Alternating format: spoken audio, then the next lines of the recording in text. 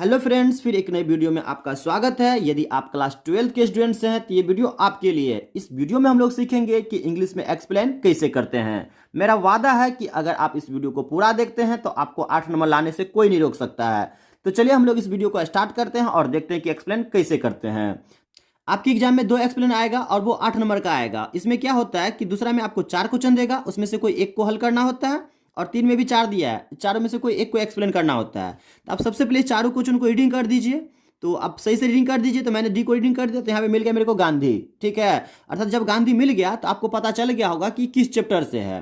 तो गांधी जी किस चैप्टर में आते हैं आपकी किताब में? तो पहला ही चैप्टर में तो आते हैं, इंडियन सिविलाइजेशन एंड कल्चर में। चलिए तो हम लोग इसको तो हल करेंगे ही। अब तीसरा को थोड़ा देर देखिए। तो तीसरा में यहाँ पे देखते हैं ना क्या लिखा है, मैकेविटी लिखा है। ठीक है, यहाँ पे गलती लिखा है, यहाँ पे मैकेविटी होगा। तो यहाँ पे जो मैकेविटी होगा तो कन्फर्म हो गया है कि किस चैप्टर से है। एगो आपका पोएम में चैप्टर है मैकेविटी द मिस्टिक कैट, उसी चैप्टर से होगा। अगर पता चल जाता है, अगर मान लीजिए अगर आपको पता चल गया तब तो बहुत ही अच्छी बात है, तब तो आपको 4 में 4 नंबर आ ही जाएगा। अगर मान लीजिए अगर आपको पता नहीं चलता है तो आप गलती फलती कुछ मत लिखिएगा। अगर मेरा कहना मानते हैं तो आप ऐसे कर लीजिए। सबसे पहले चारों क्वेश्चन को रीडिंग किए। अगर मान लीजिए यहाँ पे गांधी नहीं मिलता तो आप अंत में क्या करते हैं, इसमें से कोई तो एक को तो मतलब एक्सप्लेन करते हैं ना, तो आप कुछ गलती नहीं लिखेंगे। ठीक है, अगर मान लीजिए अगर आपको चैप्टर का भी नाम नहीं याद है, राइटर पोएट का भी नाम नहीं याद है, तो यहाँ पे देखते हैं, यहाँ पे मैचिंग आता है। ठीक है, आपके एग्जाम में मैचिंग क्या आता है ना, 2 आता है, एगो डी आता है और एगो एफ आता है। इसी में से आपको क्या करना है, चैप्टर का नाम और पोयम या जो पोएट का नाम होता है ना उसको भी कर लेना है। तो चलिए हम लोग दूसरा को एक्सप्लेन कर लेते हैं और देखते हैं एक्सप्लेन कैसे करते हैं। तो हम लोग यहाँ पे डी को करने वाले। ठीक है, किसको करने वाले हैं? डी को एक्सप्लेन करने वाले, क्योंकि यहाँ पे गांधी मिल गया तो कन्फर्म हो गया है कि पहला चैप्टर से है, और यहाँ पे तीसरा में सी मिल गया मैकेविटी, तो कन्फर्म हो गया ये मैकेविटी से दिया है। तो देखिए हम लोग एक्सप्लेन कैसे करते हैं। सबसे पहले एक्सप्लेन करने के लिए आपको क्या करना होगा ना, एक लाइन लिखना होता है। ठीक है, उस लाइन को मैं यहाँ पे लिख देता हूँ, आप लोग याद कर लीजिएगा। सबसे पहले आपको लिखना है दिस। ठीक है ना, क्या लिखना है आप लोग को? दिस। उसके आगे लिखना आपको लाइन, उसके आगे लिखना इज टेकन, उसके आगे लिखना आपको from, this line is taken from. ठीक है, उसके आगे लिखना आप लोगों को वेरी ब्यूटीफुल। क्या लिखना उसके आगे? Very beautiful. यहाँ पे लिख दीजिए वेरी ब्यूटीफुल।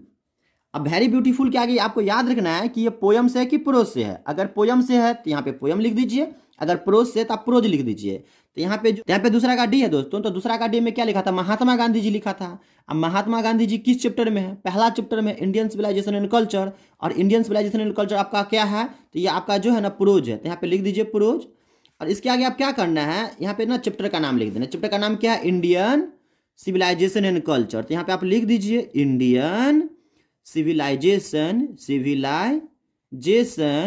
अब यहाँ पे लिखना पड़ेगा आपको एंड कल्चर, तो यहाँ पे लिख दीजिए कल्चर।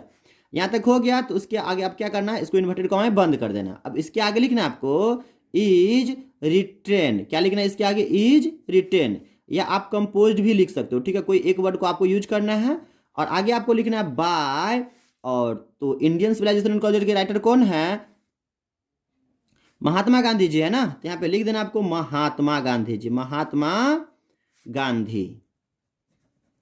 यहां तक हो जाएगा महात्मा गांधी तक। तो आपको आगे क्या करना है देखिए, इसके आगे आपको लिखना है द ऑथर। क्या लिखना है? The author. ठीक है, तो यहाँ आपको लिखना है द ऑथर सेज दैट। ठीक है, अब तो इसके आगे आपको लिखना है द ऑथर सेज दैट। इसके आगे आपको कुछ नहीं लिखना है। यहाँ पे जो क्वेश्चन दिया है, ठीक है ना, क्वेश्चन यहाँ पे क्या दिया है डी में, यहाँ पे दिखता होगा आप लोग को, यहाँ पे लिखा है इट वाज गांधी। अर्थात इसी बात को यहाँ पे आपको क्या लिख देना है, पूरे बात यहाँ पे लिख देना है। और अंत में देखिए यहाँ पे क्या दिया, टुगेदर दिया है। अंत में क्या दिया यहाँ पे? टुगेदर। टुगेदर यहाँ पे दिया है ना, तो आपको अंत में क्या करना है, यहाँ पे टुगेदर भर देना है। ठीक है, तो हम लोग इसी को कहते हैं एक्सप्लेन। एक्सप्लेन का मतलब होता है कि किस चैप्टर से लिया गया है, उसका राइटर या पोएट कौन है, उस पंक्ति के माध्यम से क्या कहना चाहते हैं। बस इतना सारा बात लिख दिए तो आपको 4 नंबर हो जाता है। अगर आपको मन है कि हम आरू लिखें, अर्थात अगर आपको जन्म तिथि मरण तिथि याद है तो लिख दीजिए, और नहीं याद है तो छोड़ दीजिए। तो गांधी जी का जन्म तिथि किसको नहीं याद होगा? बच्चा बच्चा को याद है, आपको भी याद होगा। तो आपको यहाँ पे एक लाइन लिख देना है, he was born in. Gandhi ji का जन्म कब हुआ? सबको याद है, 1869 में हुआ था। तो यहाँ पे लिख दीजिए 1869। अब आगे लिखना है एंड डाइड। ठीक है, इन, मृत्यु कब हुआ था? तो 1948 में हुआ था। तो यहाँ पे लिख दीजिए 1948। तो ये जो पहला एक्सप्लेन था मेरा, दूसरा का डी, वो बिल्कुल ही हो गया। अब हम लोग इसी तरीका से तीसरा को भी देख लेते हैं। ठीक है, ताकि आपको एग्जाम में दिक्कत ना हो। तो तीसरा में देखिए यहाँ पे क्या दिया है, तो तीसरा का सी में यहाँ पे दिया था, यहाँ पे गलती वर्ड दिया है, यहाँ पे मैक्केभिट्टी होगा, ठीक है, इंटरनेट वाला क्वेश्चन है, थोड़ा स्पेलिंग मिस्टेक है, यहाँ पे क्या हो जाएगा, मैक्केभिट्टी हो जाएगा। तो हम लोग यहाँ पे क्या कर रहे हैं, तीसरा का सी को करने वाले हैं। तो यहाँ पे आप 3 का पहले सी लिख दीजिए, आपको कुछ नहीं करना है, इसी लाइन को यहाँ से लेके यहाँ तक क्या करना है, यहाँ तक भर देना था। लिख दीजिए this line is taken from, उसके आगे आपको क्या लिखना है, वेरी ब्यूटीफुल। अब यहाँ पे प्रोज नहीं है दोस्तों, तीसरा में पोयम है, तो यहाँ पे लिख देना पोयम। अब इन्वर्टेड कॉमा दे दीजिए। अब यहाँ पे चैप्टर का नाम लिखिए, मैक्केभिट्टी एगो चैप्टर का नाम है, तो यहाँ पे आपको लिखना पड़ेगा मैक्केभिट्टी द मिस्ट्री कैट। तो यहाँ पे लिख दीजिए मैक्केभिट्टी, यहाँ पे भी लिखा है Macavity the mystery cat, Macavity the mystery cat. अब यहाँ तक हो गया, तो इन्वर्टेड कॉमा क्या करिए, बंद कर दीजिए। अब आगे आपको लिखना पड़ेगा इज रिटेन बाय। तो ये जो आपका चैप्टर है मैक्केभिट्टी द मिस्ट्री कैट, इसके पोएट कौन है, तो टी.एस. इलियट है। तो यहाँ पे लिख दीजिए आप लोग टी.एस. इलियट। यहाँ तक हो गया बात, यहाँ पे डॉट दे दीजिए। इसके आगे ई लाइन आपको जोड़ देना है द, यहाँ पे क्या जोड़ना है, द, यहाँ पे ऑथर लिखे ना, तो यहाँ पे अब आपको ऑथर नहीं लिखना है, यहाँ पे लिखना है पोएट, काहे कि पोयम से है। तो यहाँ पे लिख दीजिए, क्या लिख दीजिए, द पोएट। अब आगे लिखना है सेज दैट, इसके आगे क्या लिखना है, दैट।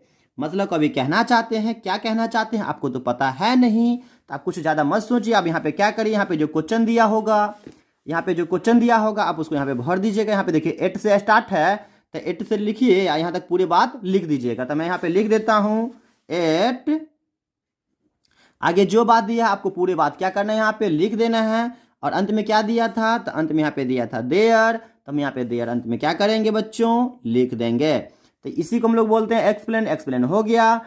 यदि आपको इस पोएट का जन्म तिथि मरण तिथि याद है तो लिख दीजिए, नहीं याद है तो छोड़ दीजिए। वैसे हमको याद है कि इसका जन्म जो हुआ था 1888 में हुआ था और इसका मृत्यु 1965 में हुआ था। अगर लिखना है तो लिख दीजिए, नहीं लिखना है तो कोई दिक्कत नहीं लिखिए।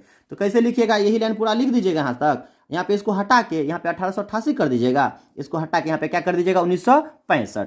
तो ये एक्सप्लेन हो गया, बिल्कुल ही हो गया। तो अगर आप ऐसे करके आते हैं तो मेरा विश्वास है कि आपको 8 नंबर आ जाएगा। बस आपको एक लाइन याद रखना है, ये लाइन आपको याद रखना है, this line is taken from very beautiful. यहाँ पे पोयम से रहेगा तो पोयम लिख दीजिएगा, प्रोज से रहेगा तो प्रोज लिख दीजिएगा। यहाँ पे चैप्टर का नाम लिख देना है और आगे लिखना है रिटेन या कंपोज्ड बाय। आगे जो मतलब लेखक होंगे, जो पोएट होंगे उसका नाम लिख दीजिए।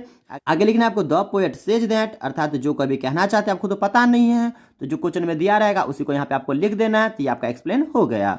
तो आपको बिल्कुल इस तरीके से बनाएंगे तो आपको 8 नंबर मिल जाएगा। अर्थात इसमें क्या लाइन लिखा है मैं उसको भी समझा देता हूँ, चलिए समझ लीजिए। तो यहाँ पे लिखा है this line is taken from very beautiful prose. इसका मतलब हुआ कि प्रस्तुत पंक्ति बहुत ही सुंदर गद्य भाग इंडियन सिविलाइजेशन एंड कल्चर, अर्थात भारतीय सभ्यता और संस्कृति से ली गई है। इज रिटेन या कंपोज्ड बाय महात्मा गांधी, जिसके रचनाकार या जो लिखा गया है महात्मा गांधी जी के द्वारा। द ऑथर सेज दैट, अर्थात लेखक जी कहना चाहते हैं, क्या कहना चाहते हैं, जो क्वेश्चन में था बस वही कहना चाहते हैं। यहाँ पे लिख दीजिए, हो गया। जन्म तिथि लिखना लिखिए, मरण तिथि लिखना लिखिए, नहीं लिखना छोड़ दीजिए। तो मेरा विश्वास है कि आपको पूरा समझ में आ गया होगा। अगर पूरा समझ में आ गया होगा, अगर मेरा वीडियो अगर आपको अच्छा लगा होगा तो प्लीज़ लाइक कर दीजिए, कमेंट कर दीजिए, शेयर कर दीजिए। अगर आपने अभी तक सब्सक्राइब नहीं किया तो प्लीज़ सब्सक्राइब कर दीजिए, ताकि मैं आपके लिए इससे भी अच्छा वीडियो बना के ला सकूं। और अगला आपका आर्ट्स में कौन सा विषय कमेंट करके बताइए, तो मैं उसी पे वीडियो लेके आऊँगा। तो चलिए आज के लिए इतना ही। थैंक्स फॉर वॉचिंग, फिर मिलते हैं अगले वीडियो में।